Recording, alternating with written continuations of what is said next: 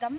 இன்னைக்கு நம்ம எந்த செய்தியை பார்க்க போறோம் அப்படின்னா, நேற்று செய்தித்தாளில் வந்து தாமிரபரணி வெள்ளநீர் கால்வாயில் வந்து மூழ்கி ஒரு 3 மாணவர்கள் வந்து உயிரிழந்தது வந்து அவங்களோட குடும்பத்துக்கும் அந்த கிராமத்துக்கும் மட்டுமே அது வந்து ஒரு வருத்தம் கிடையாது. அந்த செய்தியை பார்க்குற ஒவ்வொருத்தருக்குமே இது வந்து ஒரு மிகப்பெரிய ஒரு வேதனையை வந்து உருவாக்குது. நீச்சல் அப்படிங்கிறது வந்து ஒரு தற்காப்பு கலை. இந்த கலையை வந்து நம்ம வந்து அந்த பள்ளி மாணவர்களாக இருக்கட்டும், நம்மளோட குழந்தைகளாக இருக்கட்டும், இதை வந்து நம்ம கற்றுக் கொடுக்குறது வந்து நம்மளோட கடமையாக தான் இதை வந்து பார்க்கணும். ஏன் அப்படின்னா, இப்போ கடந்த ஒரு 20 வருஷத்துக்கு அப்புறம் பிறக்கிற அந்த குழந்தைங்க தான் வந்து பார்த்தீங்கன்னா நகரத்தில் வந்து பிறக்குது. அதுக்கு முன்னக்கூட்டி இருக்க எல்லாருமே வந்து கிராமத்து வாழ்க்கையோட ஒன்றி தான் வாழ்ந்துக்கிட்டு இருந்தாங்க. இப்போ நிறைய குழந்தைங்க வந்து நீரில் மூழ்கி இறக்குறாங்க. ஆனால் அவங்களோட அம்மா அப்பாவை பார்த்தீங்கன்னா கண்டிப்பாக கிராமத்தில் தான் இருந்திருப்பாங்க.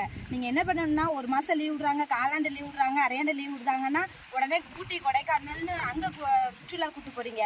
ஆனால் நம்ம கிராமத்துக்கு வந்து கண்டிப்பாக கூட்டுவாங்க. அந்த கிராமத்தில் இருக்க வாழ்வியல் மாதிரி ஒரு இன்ப சுற்றுலா வந்து எங்கேயுமே கிடையாது. நீங்கள் கிராமத்துக்கு கூட்டு வந்து அவங்களுக்கு அந்த கால்வாய் அப்புறம் வயல்வெளிகளில் நடக்கிறதுக்கு கற்றுக் கொடுங்க.